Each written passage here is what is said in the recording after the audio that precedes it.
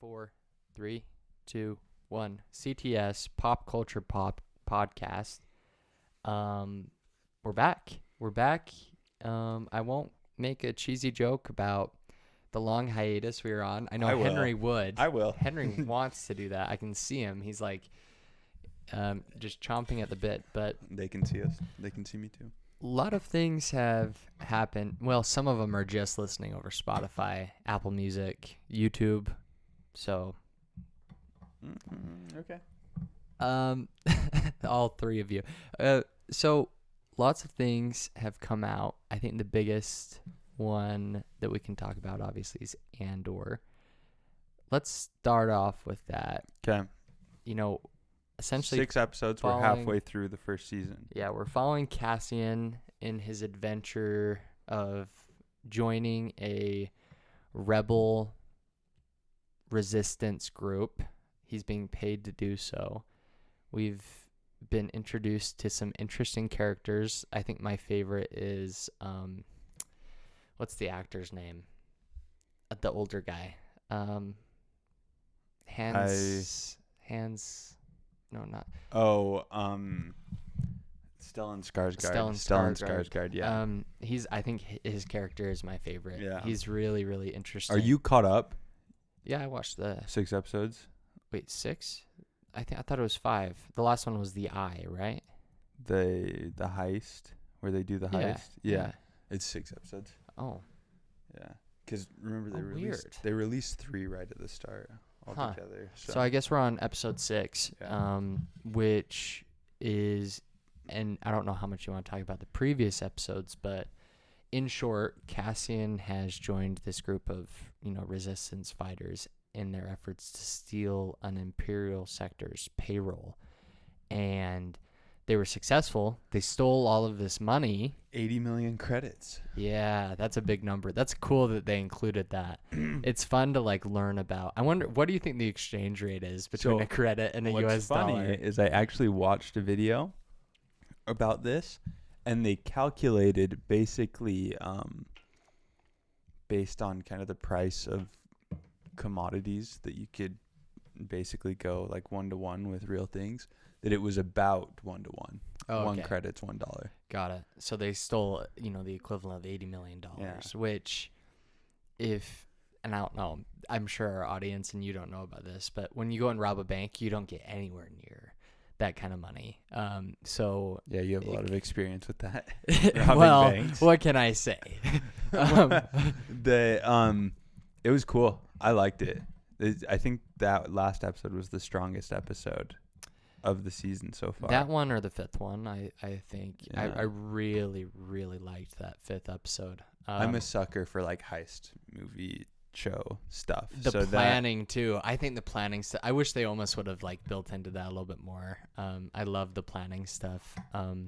One thing I really liked about that 4th and 5th episode is, they showed a TIE fighter, which, typically in the movies and the shows that we've seen, it's like, oh, it's just a TIE fighter. It's getting exploded. It's getting blown up in every single scene. It's just nothing. But it shows just how fearful they were of a TIE fighter. Well, yeah, by. Just that, the sound when the TIE fighter zooms by is cool, and it's from a perspective. I don't know. I think probably the only other time we've seen anything like that is Rogue One, a little bit, thinking of the kind of the first scene when they come and find him on the farming planet. But no, it was really cool. It's cool to see Andor's character, where you kind of know where he ends up from Rogue One. It's cool to see how he kind of develops from that, and it's fun to pick out this makes sense, this is in line, and then there's other aspects of his character that are clearly going to change throughout the show, and it's fun to kind of go between those and try and pick out, what's the moment that's going to make him become who he becomes. Yeah, and I usually am someone that's not a huge fan of prequel stuff. Not prequels, but as a general principle, I prefer to watch a movie go forward than backwards. But this is really cool. I really like what they've done, because they don't really a lot of prequels will try too hard to make you realize like, oh, this ties directly into what happened here. I think they've left it like far enough in the past. Like it's far enough before what we've seen that it doesn't have to be like, oh, like he sets aside this blaster that we know he grabs from there and shoots that guy in Rogue One. Yeah. Like it's not stuff like that. It's more kind of character development than it is exact like moments. Like, well, and it's just so neat watching. And I saw this video, and it was talking about the group of, intelligence officers in that big white room. And they were saying that this group is essentially the Empire's secret police. Like, and that stuff is just so cool to me. And we saw, what I was really expecting? Mm-hmm. When we saw Senator Mon Mothma, right? Yeah. She was standing in that, the big the Senate. The Senate. Yeah. I was expecting to like cut to either Palpatine or the Prime Minister, the guy with like the blue hair. Yeah. I was expecting that, like just the last cut, and that's the only time we see him was just Palpatine sitting there listening or like standing up. It'd be kind of cool if like crazy. You cut like everyone else, because everyone else is like kind of checking their stuff, like seeing the stuff. If she's like reacting to it and she reads it and like looks up, and you just see like Palpatine just like staring at her, like not paying attention to anything else, that'd be kind of cool. But also at the same time, I feel like it might undermine the show a little bit if all of a sudden it's just look, Palpatine's here, one of the most recognizable characters in all of Star Wars. Which isn't always a bad thing, but it can be. Well, and it would have been interesting because we've never seen Palpatine engage in this sort of thing after Clone Wars. Yeah. We've never seen him get involved in like the bureaucratic side of things. Yeah. But he had to have, because he was the supreme leader. He was the supreme chancellor. So yeah. I really liked that aspect of the film. Now let me ask you this: this takes during the same time as Obi-Wan or Leia is a kid, or how many years before Death Star destruction is this? So it's 5 years before Rogue One. So Leia's a teenager at this point, right? Or she could be in the Senate at this point. No, I think she's still younger. Because she's a senator when the Death Star is destroyed. This is about halfway between A New Hope and Obi-Wan. So if we're saying she's like 8 or 9 in Obi-Wan, right? That feels like a good place to. I can't remember the exact. I think we know an exact age. So you think she's like 15 or 16? Maybe younger than that. Like 13, 14, I think. So probably pre-Senate, but post. I don't know, right? Because Bail Organa isn't like heavily involved in stuff yet, right? Because it's very early on in the rebellion, or I guess he's not openly kind of involved in it. Well, I think he's still a senator at this point, right? Bail Organa is still a senator. And does Leia take over for Bail? I don't know. That's a good question. But but that's where it is in the timeline. It's 5 years after Obi-Wan, 5 years before A New Hope. And yeah, so. How old do you think Leia is in A New Hope? That's something that's like known. Like it's not I can't remember exactly the number, but we know the year they're born, right? They're born, I think they're born like 17 BBY. She's 19. She's 19 in A New Hope. So she'd be, I guess, 14 in this. Yeah. So. Interesting. But yeah, I really liked it. Latest episode, they were successful in stealing the payroll, but most of the team died. Most all of the team. I think Cassian, we don't know what happened yet to that other girl that had to stay behind. And then the leader of the group, her name is everyone else. Cass? No, probably not Cass. I can't remember. I don't know. Some alien-ish name. You're supposed to know this kind of stuff, but it's whatever. It's not a big deal. So we're to the end of episodes that like people have seen, because up until episode 6, like those episodes had kind of been released as pressers. How many episodes? There's gonna be 12. Whoa. Yeah. Holy. Yeah. So smokes. I said halfway through at the start. But just not sorry. Didn't Sorry. listen to that. But yeah. So we've reached the end of the pressers, so there's kind of no spoilers. The rest of this, I guess, not no spoilers, but nobody knows besides like the people that made it. Oh, I know what it's going. I know. Okay. Yeah. So it should be good. I watched Werewolf by Night.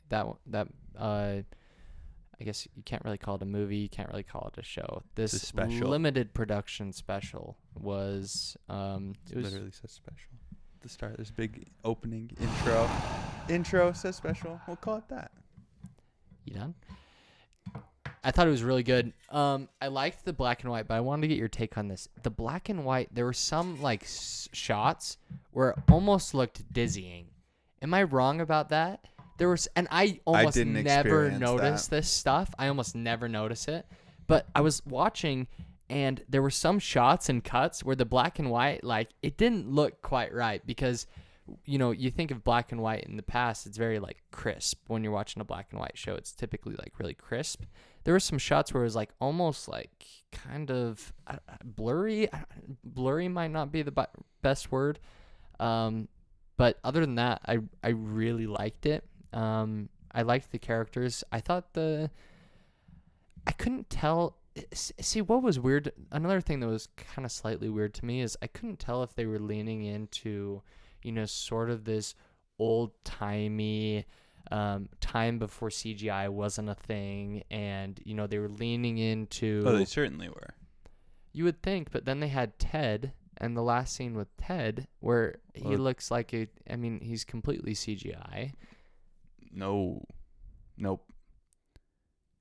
Ted was, like, a lot of that was practical. You're saying Ted in that final scene was not CGI? A lot of it was practical. You can pull up a picture right now of the suit, the big suit, the guy standing next to the big suit. I mean, they enhance it with CGI, but it was mostly practical. Hold on. I forgot the name of the show we were talking about. Yeah, so... And certainly we're playing into classic, like, Universal monster, like Frankenstein, like The Thing type, playing on those themes, for sure. I really liked it. I'm with you. So nothing's really coming up, but I'll take your word for it. Here, let me see it real quick. I'll know what to type in to find it. No, you're fine.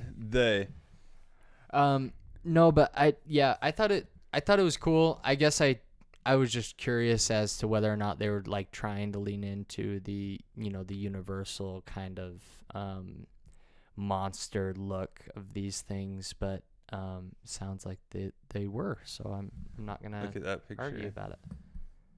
Oh yeah. Yeah, it's pretty pretty cool. cool. Yeah, it's like, I mean, they use CGI to do. I mean, I think there's like particle effects and stuff that they use, but there is a real suit. So when the actor was looking up at this big old thing. So if they show him again in new stuff, do they have him look as kind of, I'm going to use the word cheesy, and I'm not saying that in a bad sense, but just like cheesy, like the werewolf, for example, looked cheesy, but that's what they were going for because it's like an old-timey type deal.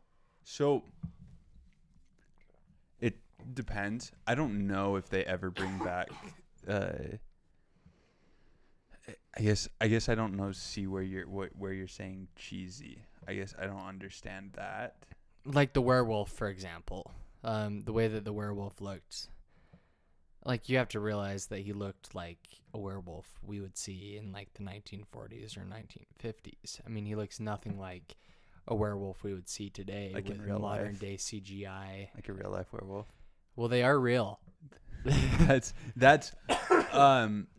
what the characters always looked like in the comics.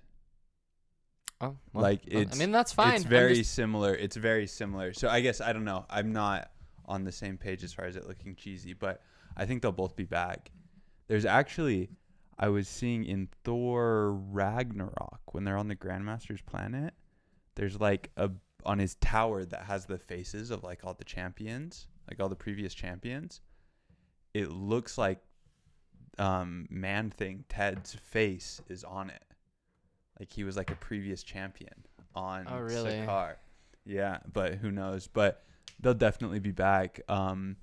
He's kind of the Moon Knight, Blade, Midnight Suns type thing. Is like the werewolf's a big part of it. So I think they'll be back, and I'm glad. I really, really enjoyed it. Yeah, I liked it. I thought it was a series, so it's whatever. I was kind of disappointed. It's your fault. But Your fault. I was a little bit disappointed that it wasn't a series. But, I thought it was good. I really liked the acting. I liked the acting of, I guess I really liked the acting. I wasn't the biggest fan of the main female actresses acting, but I really liked, for example, like the mother's acting, the stepmother. I thought that was really good. Yeah, it'll be interesting to see where they go with it. Because I mean, it'd be cool if they just did like a Halloween special every year. Can you with imagine? those characters? Oh, that'd be It would be pretty cool. And then I would get a series, but not really a series. A series An of specials. Yeah, a series of specials. But yeah, we got some trailers for the new Clone Wars-esque episode. What's it called? Tales of the Jedi. Tales of the Jedi.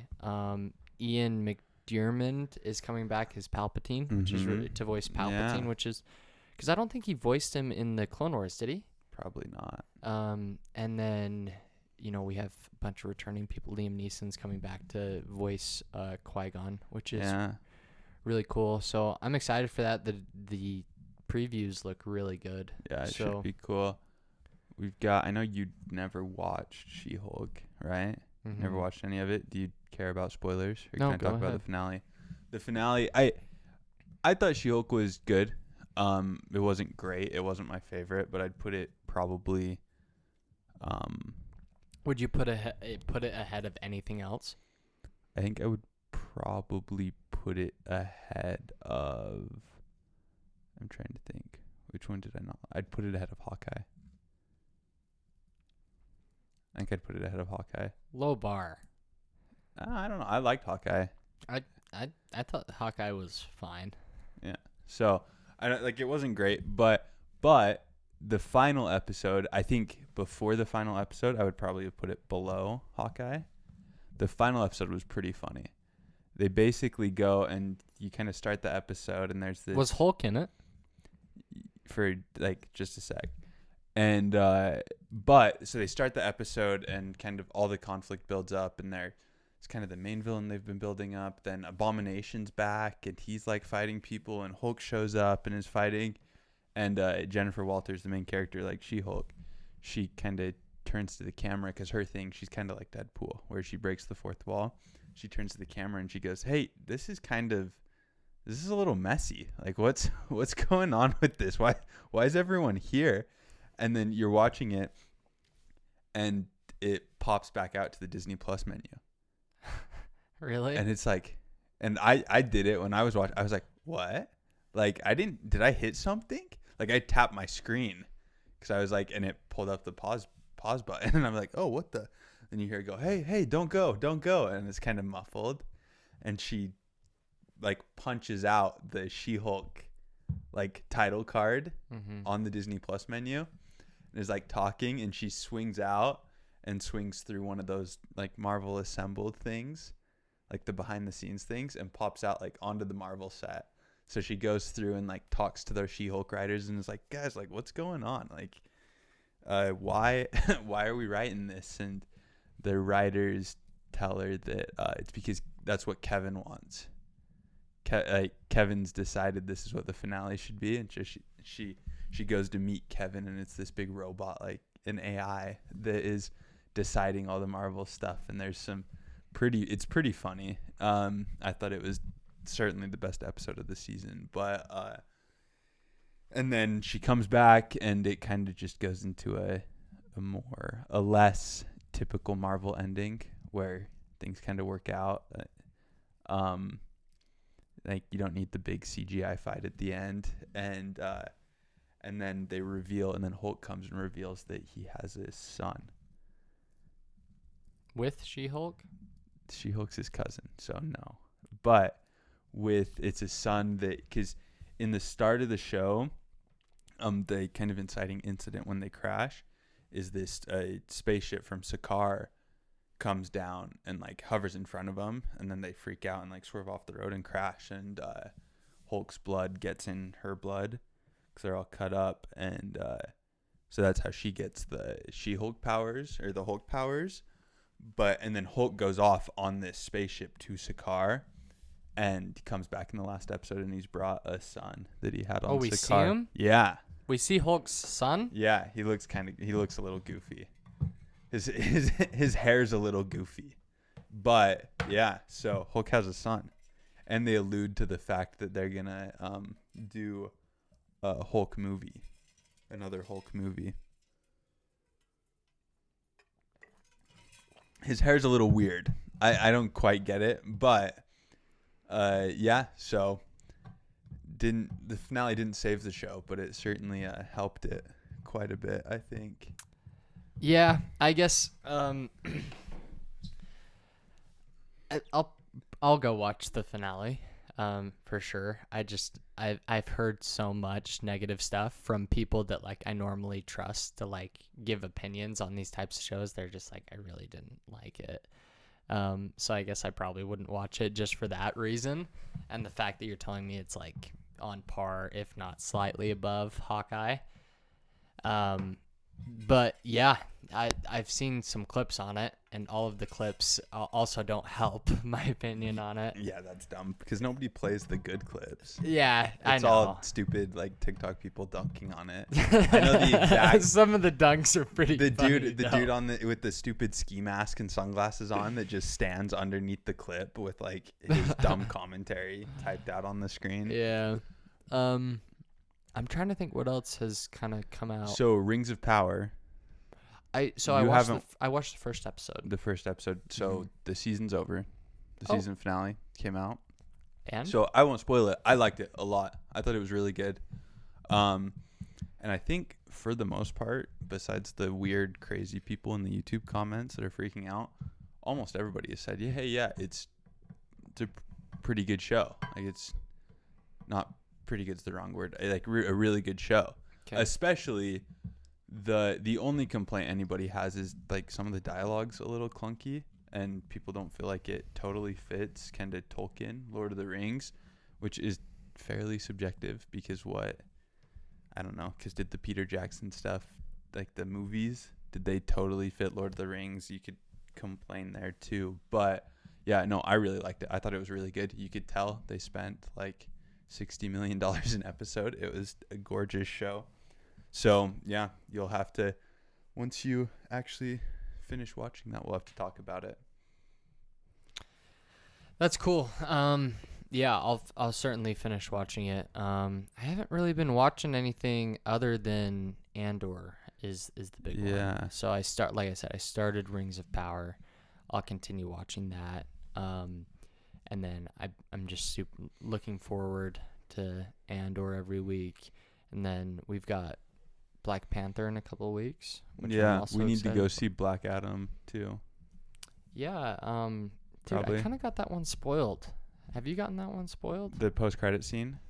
The Superman coming back. Yeah, but that was, like, they spoiled it.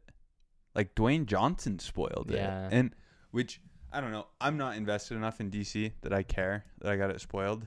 I kind of have been, like, with the... That was weird. That was weird. We're good. I've kind of gotten invested in DC with, like, the last stuff that they've been doing with Peacemaker. And what are we looking at here? Is that all the way plugged in? Oh, no. It was picking up, but, well, that'll just be better. You think it was picking up? Yeah, I'm sure it was picking up. Okay. Hopefully. I have been invested in the DC stuff with some of their last creations, like Peacemaker and Suicide Squad, were both really, really good. So I've kind of been getting more and more into it, and then I think I really like DC just because I feel like they can kind of do whatever they want and say whatever they want. They don't have the same sorts of restrictions, I would say, as like Disney might have, for example. So it's kind of fun to watch him just kind of toy with, you know, kind of go with like more of a Deadpool type um, Yeah. dialogue, Deadpool type, you know, sort of uh, line of movies and shows. I kind of like that. Yeah, DC's just been so hit and miss. Like, They've been hitting more often than they've missed lately, though. We'll have to see how Black Adam turns out, but people are saying that action's cool, but the story is bad, really, which like kind of kills has the movie. DC written all over it. Like, so yeah, we'll see. And I mean, because even I didn't like the Zack Snyder Justice League very much. Really, I thought it was cool. I don't know. It's just hard because I didn't think it was really. It seemed kind of just all over the place, and not like it had. I don't know. But I've also never been that big a DC fan, so we can see that. Yeah, but yeah, Black Panther's the big one. The trailers have been great. Well, we got Batman too, right? The Batman, Joker. I mean, there's been some really good DC stuff lately. Yeah, and Joker was like 4 years ago. Yeah. It's pretty. But yeah, no, Batman was good. But yeah, so Black Panther's the big one. I think that's what, 3 weeks? That's the only Marvel movie we're going to get weeks. before the end of the year, right? Yeah. And then we've got Avatar 2, When? The Way of Water, in December. That's releasing in mid-December. theaters, right? Yeah, for sure. How do you think it's going to do? It'll do great.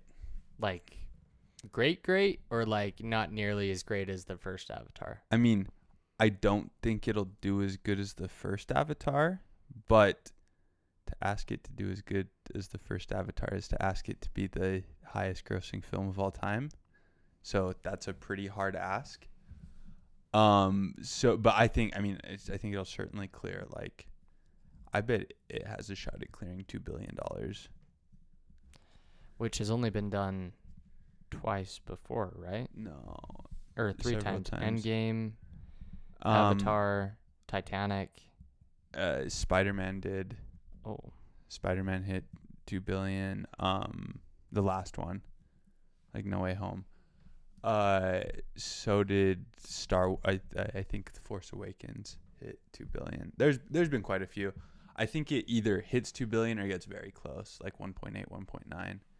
It's just because not only is it going to be huge here, as much as people online like to go, oh, I don't even remember anything about Avatar. Like, people will go see it. Like, your parents will go see it. It's just like a lot of people will go see it, and it's going to crush in like China. Oh, really? Yeah, the original one crushed in China. Why is that? I don't know. There's it's just a big, not any political It's topics. a big spectacle thing. Well, it is a super political movie, right? I mean, the whole thing's about the exploitation of like the environment and natives on. Yeah. Like, yeah. It's all an allegory for kind of colonialism and the exploitation. So to say it's not political, I don't think is quite accurate. I guess I should say it's not politically motivated against the CCP or pro-capitalism, or I mean, there's no reason for it to get censored. I mean, yeah, they probably Endgame won't censor it. Yeah, some of the Star Wars stuff has been censored. Yeah, but so I think it'll kill in China, and I think it'll kill globally, just because it's James Cameron. James Cameron has a crazy track record. That he's like two of his the top 3 movies of all time, grossing movies of all time, he directed. I could do better, but we'll leave that to the side for now. We'll not go with that one.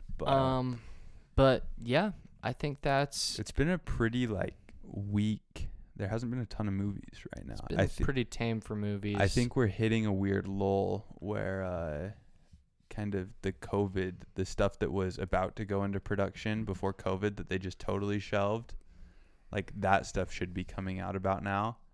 And so we're hitting a weird lull where kind of into next year we'll get a lot of stuff. I saw Barbarian, which was probably my top 5 this year movies. I really, really liked it. I saw Trying to think of what else I've seen. I guess that's probably the most recent movie I've seen in quite some time. Just Yeah, because I haven't seen any movies in theater. Just because there's very recently. there's not really.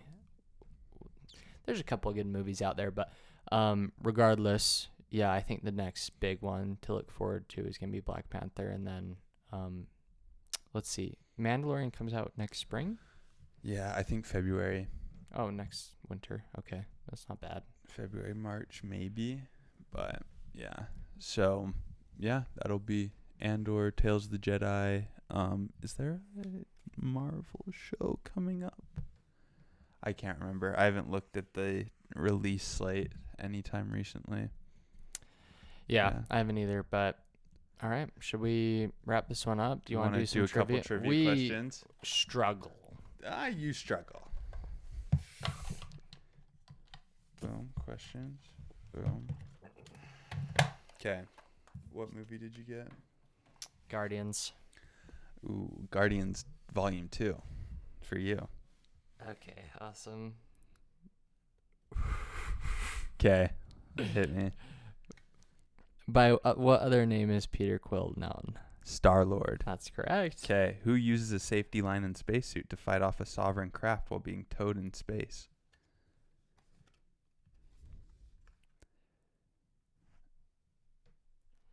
Who uses a safety line and spacesuit to fight off a sovereign craft while being towed in space? Make a guess. I'm going to go with Drax. Yeah, good guess. Really? Yeah, that's the only I one thought that makes that one sense. was right. How many thousand units is the bounty that Yondu places on Quill's head? That's tough. 10, 20, 30, or 40,000? I'm going to say 30,000. 40,000. Sorry, Buckaroo. That's tough. Okay, what personal item of Peter Quill's does Ego destroy? Oh. Does he destroy the cassette? Yes, he Yeah. does. Who is also known as Subject 89P13? Rocket. Yeah. Okay, what object did Peter Quill once hold that led to Ego tracking him down? Oh. This one's tricky. It's something once hold. To be fair, I feel like these are kind of softballs from Guardians of the Galaxy Volume 2. Like, this could be brutal. It could have been way worse. Really brutal. What object did he use to... Read it again? What object did Peter Quill once hold that led to Ego tracking him down? It's got to be something from Earth. I don't know. I would guess like a necklace. It's an Infinity Stone. Oh, duh. Yeah. As the Guardians depart Xandar after defeating Ronan, who starts dancing in a plant pot? I'm going to go with Baby Groot. Yeah, it's just Groot, so I'm not going to give you that one. Okay. I'm just kidding. Who sacrifices himself to save Peter Quill during the escape from Ego? This is the second Guardians of the Galaxy. Who sacrifices himself to save Peter Quill? Oh, Groot, right? Oh, wait, no. Because Groot is... Oh, frick. Who is it? This was like a major story point, a plot point. The problem is I just haven't seen it in so long, and I've only seen it once. This is kind of the biggest plot point in the movie. One of the biggest plot points. His father. I don't know. I don't remember. His father... All right, that's not... It's Yondu. I'm not going to give you his father. Really? No. Okay, you're not getting Baby Groot. Because the whole thing about the Guardians of the Galaxy Volume 2 is that Ego's his father. Who is working with Groot to capture Quill on Xandar, leading to the pair being arrested? Go with Rocket again? Was that Rocket being the answer twice in a row? That's cool. Okay, what type of energy does Ego show Peter Quill how to access? I know exactly what it is. I can picture it in my head. I just don't even know what it's called. The type of energy is celestial energy. All right, whatever. That was an easy one. You had way easier questions than me. I kind of killed you on that one. We calling this one? Yep, this is the CTS Pop Culture Podcast, episode